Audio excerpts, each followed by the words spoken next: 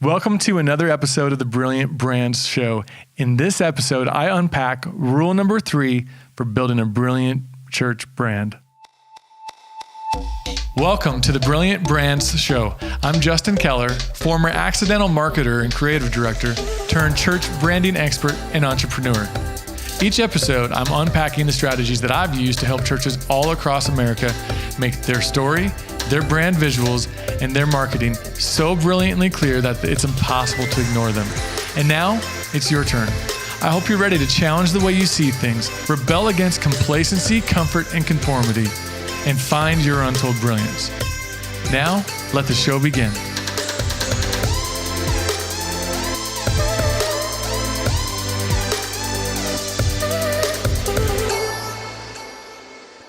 Welcome to this episode of the Brilliant Brand Show. I'm Justin Keller, your host, and I just wanted to start out the show by saying thank you. Thank you to those of you who are listening to this right now, wherever you are this week, today, and checking this out. Thank you for taking the time to listen to it.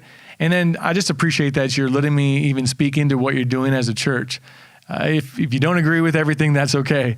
I just hope that, a few of these things will spark some thoughts for you. You don't have to apply everything, but I do know that if you apply these thoughts and these principles, it really could help change the way that your effectiveness as a church, the way that you communicate and market your church.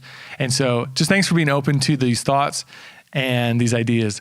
And also a huge thank you to every single one of you that have gone out and you've subscribed, you've rated and reviewed the show.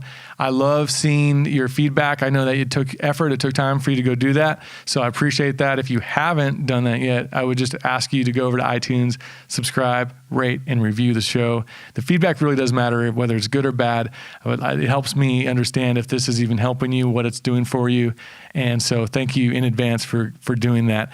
Now, this is the show where every single episode, my goal is simple. I want to help you learn the strategies that I've applied and practiced for years with working with churches and helping them make the brand story, brand visuals, and marketing impossible to ignore. And I want to make that possible for you and your church inside of these episodes. And so we're going to do that again this week, of course. And the way I'm going to do that this week is by talking about rule number 3 for building a brilliant brand. And these episodes, this episode in particular, is a continuation from where I talked about rule number 1 and rule number 2 in the previous episodes for building a brilliant brand. And they're all based on my book, Rebel Brands, which you can find at rebelbrandsbook.com. I'd encourage you go back and listen to those episodes, episode that talked about, rule number 1 for building a brilliant brand, and then rule number 2. Now, you don't have to go back and listen to those before you can listen to this episode. So we're going to get into rule number 3 in just a little bit. But I wanted to give you a little bit of context before I keep going into this any further. And in chapter 3, rule number 3, I focused a little bit on brand awareness and the concept of brand awareness. And it's always been a little bit of a funny thing for me trying to figure out when is it worth it? What type of brand awareness is worth it? And just how effective is it? Now, I know it's vital, and you probably understand it's vital, but it's been a wrestle for me trying to figure out how do we create brand awareness and see the most use of our resources and just see the best results for our brands, our churches. And so brand awareness, really quick. I know a lot of us already know what that is and what that looks like, but it looks like a lot of different things. And so I just wanted to give us a few examples. Brand awareness could be as simple as, if I was wearing a t-shirt with my logo on it, it's your church, logo on a t-shirt. That's brand awareness. Somebody taking that out and people are becoming aware of that from that shirt. Bumper sticker. Those are the obvious ones. Even, social media, putting posts out, creating that content is building brand awareness. And then, it could be as expensive as buying right field at a baseball stadium, and putting up your logo on there. And I've actually seen a church do that. And so it can be, putting out a commercial on TV. It can be as simple as sponsoring, Girl Scout, or, Girl Scouts, or sponsoring, another organization. It doesn't matter what it is. Anytime you put your name behind something, it is creating awareness, and sponsorships are, typically another way of doing that. And so I just wanted to mention that really quick so that we aren't just thinking about big, marketing campaigns and such. It really boils down to, as churches, every time we market our series or we market events that we have, like that's brand awareness as well. And so I just want to give some context to that. But what got me really thinking about brand awareness for churches and some of the danger of it was when I was looking at some big brands and looking at the way that they're building their brands. And a lot of them are building it based on promotions. It could be discounts. You know, you can see commercials all over if you watch any on TV anymore, but not a lot of us watch those still. But if you do, you'll see a lot of things like, this week we have a sale, this week, you know, or for limited time. And there's these hype buzz promotions that are happening. And so what I started to see, though, was it's actually not much different than a church in marketing their series. Like, you don't want to miss this weekend. We've all said it. We've all heard it. We've seen it. It doesn't, when we market like that and we communicate like that, we're marketing our series off this hype or these events, and we're building our brand awareness on these promotions and these short-term events and that hype. And that's no different than the mattress stores. And that's no different than the car dealerships and anybody else who's marketing a discount or a sale or promotion like that. It's a short-term thing that we often are building our brand awareness on, and that's where the danger's at, because what can happen, and it happens to big brands, that they just have to keep up. They have to constantly be keeping up with the next event, the next big buzz hype thing. And what happens is your purpose takes a back seat to your hype promotions, and that's the danger, that we can't let our purpose as a church, our core purpose, the thing that doesn't ever change, and I'm not talking about your mission statement, but your unique core purpose, that can't take a back seat to these hype buzz event promotions that we're doing. And that's the danger that I'm seeing happening right now, because what it does, like I talked about, let's take a series, for example, a sermon series. You know, that sermon series lasts for 4 to 6 weeks. And if we're building our voice around that and our marketing, our brand awareness on that hype for those 4 to 6 weeks on marriage, if we're not careful, then it's just going to be saturating the market with, well, they must just be about this one topic. And I'm not saying that's bad, but every 4 to 6 weeks, my point is that it changes and it's changing. Our voice isn't consistent. It's always a different series, different creative title, or different event. And so there's no consistency. And that is really what happens is we create short-term awareness, short-term hype, and short-term buzz. And I think in return, it creates short-term memory for our audience on who we are and what we stand for. You know, they don't need to know, just know us for our events and our promotions. They need to know us for our purpose. And I think the danger is I'm seeing a lot of churches focus right now on putting their marketing dollars, their marketing efforts into a lot of short-term things instead of the long-term purpose. And so we're gonna get into some more of that inside of this episode. But again, rule number 3 is integrity trumps trend. And so I want to give you some context on where this came from and how I landed on this rule. You know, this whole process of the book, Rebel Brands, and these rules for building a brilliant church brand, I just think it's important that you know, first and foremost, this is from a lot of me learning what it doesn't work and myself trying it and seeing there's got to be another way. And this is one of those things where I have been notoriously guilty of marketing based on short-term things, based on creating short-term hype and buzz a lot. When I was on staff as a creative director, that was pretty much what we did, is week to week or month to month, big pushes and big short-term promotions. And so what I started to see happen for me and our team in our church is we didn't have consistency in our message. It was always changing based on the event. It was always changing based on the series. And I didn't see a lot of great long-term results because of it. And that's where the first sort of red flag was, you know, for me, was not seeing this yield anything great for us when we're building on these short-term things. And then as I started working with the church, you know, multiple churches, when I started my business, Circle 50, then I started to see the same thing happening.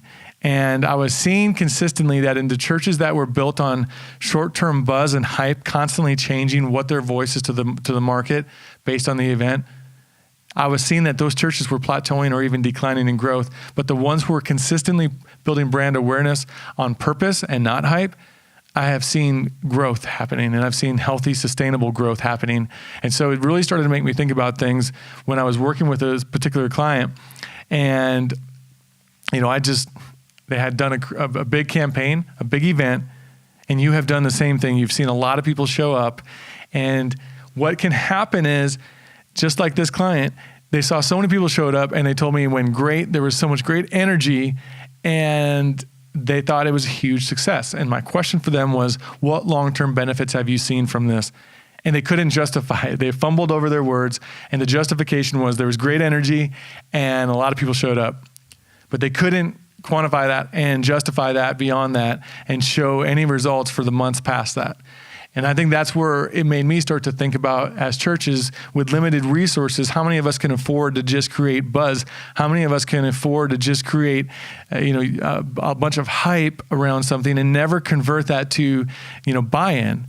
And so that's where it really got me thinking about the way that we communicate as a church. We don't have the resources to think short-term. We need to be thinking long-term, and we can't just have this short-term hype and buzz. And so I want to help us think through that today on this episode some more. And we're going to get into those things specifically here. Because the thing that we need to realize is this: I'm not coming against the idea of brand awareness. I want to be clear that brand awareness is a big part of long-term marketing strategies. It's essential. It's vital. If they're not aware, they don't know who you are. That's obvious, and it's in the word itself. But brand awareness doesn't require hype. There are certain times that require some hype, but we've all heard it, the marketing, like you don't want to miss it. This weekend's going to be amazing. Those types of things. Your brand awareness doesn't require that hype. What I really believe we have an opportunity with is we need to shift. Even the market itself is shifting in this, with big brands outside of the church, that brands have to be known not for their hype. Brands have to be known for how they help. Because what was once about making people aware that you exist using hype marketing, it's really shifted heavily to our strategies have to be about letting people know why we exist, and specifically how they fit into that purpose. So it has shifted from hype to now it is help that we have to build our brand on. And it can't be the old school marketing of this is the biggest, best event you've ever seen. I started thinking a lot about how we can market Easters, or we can market, big conferences that we put on. And I don't know why, but we always default toward it's going to be the biggest, best you've ever seen. And it reminds me a lot of like car commercials. Now, I love cars, but it cracks me up that, this year I'm going to see a commercial probably for a car. Let's just use Dodge as an example. Don't hate on them. Don't drive a Dodge, but I'm just going to use them as an example. So let's use Dodge and say that Dodge puts out a commercial right now, and they release a new car and they say, this truck has 350 horsepower. It's the strongest truck we've ever had. We've all heard those commercials. It's the strongest. I guarantee if they put that ad out this year, that next year I'm going to hear another ad that says, this Dodge truck is the strongest truck. It's got the most horsepower we've ever built. So we're going to keep hearing that every year, it's the bigger version, it's the better version, because what hype marketing does is hype marketing is based on always having to kind of up your last big thing, or at least maintain that. For those cars, one year it's more horsepower than you've ever seen, until the next year they put that out. And what happens is we hear that so many times, and the market has been saturated with hype marketing. Consumers are saturated with hype marketing, that the novelty of that and the belief of that it's actually the strongest or going to stay the strongest has worn off. So we've lost that urgency that we need to respond to this. So when we market right now with, this is the biggest, best, that really doesn't carry a lot of weight inside of people. It doesn't carry the belief and conviction that you're thinking it might. And so we have to shift from building on hype to building a brand that is built on integrity, and it's built on help more than anything. And so this shift is happening already inside the market. It needs to happen inside of our churches. And so promotions, the promotions that aren't centered around your brand purpose will only exhaust resources and cost you clarity at the end of the day. When you're looking at, we talk about that car dealer or that car, Dodge. When we look at how they have to up every year another better feature for us as churches, the way that translates to for us is that we're having to always up what we've done this weekend. Now, next weekend has to be even better, or we have to at least maintain. And that's why when promotions are based on hype and they're not centered in your brand purpose, I just believe that I've seen this, that it exhausts resources and it really costs you clarity. Both of those things. It exhausts your team internally because it's hard to keep hitting home runs. You had one big hype event to come back after week and do that, or a big series and keep doing that week after week. It's going to exhaust your team. It's impossible to do that every single week. And then it's going to cost you clarity because you're constantly building on the temporary, on this next short-term thing that you're focused on.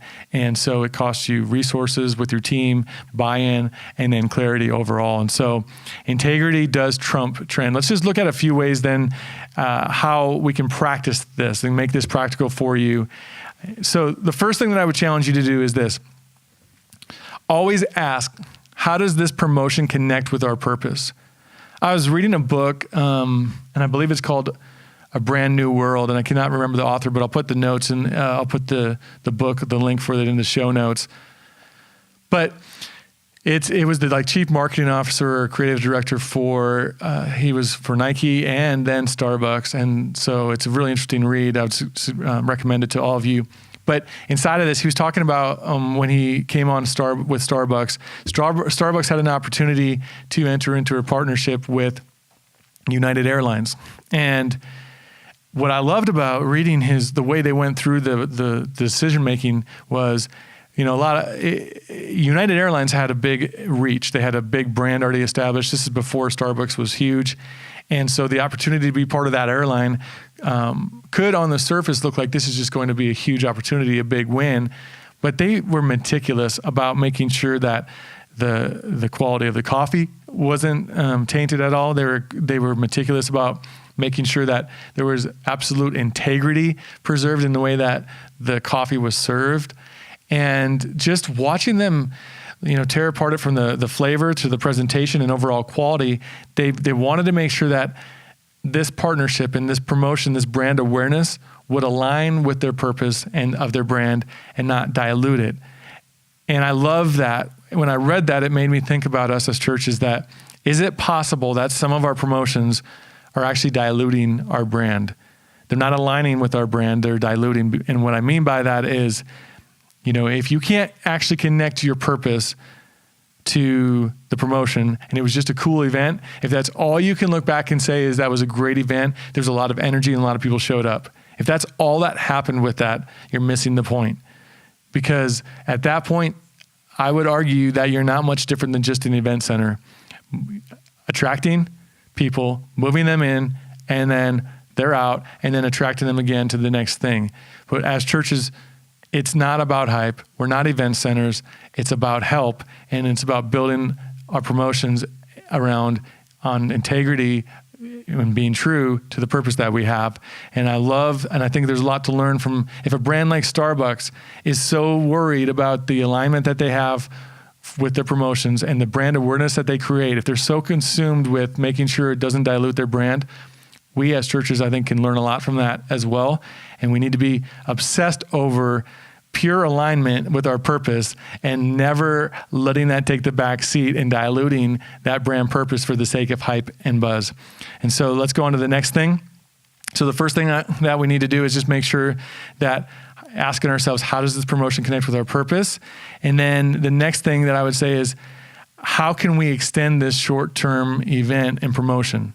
Okay, so be thinking through, if you do hype buzz marketing, which we need to from time to time, that's why I said I'm not against it, but when we draw the people in, whether it's series, how can you take that one thing that that event you had and that hype and buzz marketing that you had, how can you take that now and extend its reach beyond that one event? That's the way that we need to be thinking. So what do you need to do? If you choose to have a hype event, I would say have a conversion plan. So not a conversion plan to convert them to Christianity, which is obviously part of it, but I'm talking about converting them from being attracted now to converting them to being connected. And so we used to do Easter services like really, really big, really, really big. I mean, we'd see 40,000 people come through. And one of the things I learned from my pastor at the time when I was on staff, Pastor Kerry Shook, he showed me that idea of converting them from attracted to connected by being super intentional on getting their information and tracking their progress of their journey toward, church and towards Christ. And so we had a Connect card that, he made everybody basically make a decision in that service that would either be like, I've acknowledged Christ, not today, or I'll be thinking about it. It was like 3 things, and those might not be the exact 3, but everyone filled it out. He made everybody fill that out and asked everybody, I'm saying. And so by doing that, we had information, we had follow-up opportunities to connect specifically to where they're at. If they said, I'm thinking about this thing, I'm thinking about church, I'm thinking about the idea of Christ in my life, we could communicate to them specifically in that way. And so if you're going to do hype buzz events, I really want to see that you have a conversion plan, moving them from attracted to connected. All right. So those are the 2 things. You're gonna have to have hype buzz marketing from time to time, but I want to see us building that brand awareness on our purpose. And so you practice this by making sure that your promotions are always connected to the purpose, and then making sure that if you're doing buzz or short-term event things, extending that, and that just stewards in your resources that you have as a church, and that helps you. So here's the big takeaways, 5 big takeaways for you from this episode. And that is this. The first thing, telling people how amazing it's going to be doesn't make their decision. In fact, the hype can often cover up the help. I really want to challenge you that you don't have to feel the pressure and buy into the lie that the more you tell them it's going to be amazing, that it's going to change their mind about showing up or not. It doesn't make a difference in it. And if anything, stop telling them it's going to be amazing and show them, connect them to the help and why this would matter to their life, why they should show up, not because of the bells and whistles, but really the value that it adds to their life, okay? Number 2, promotions must align with purpose. We've talked a lot about that. No need to go into that anymore. But whatever you're doing, your promotions have to align with your purpose. Number 3, build brand awareness around your purpose more than your promotions. And so what I mean by that is using stories in your church as a marketing voice is actually more effective and more consistent than constantly using your church, your series, sermon series or your events that you're having.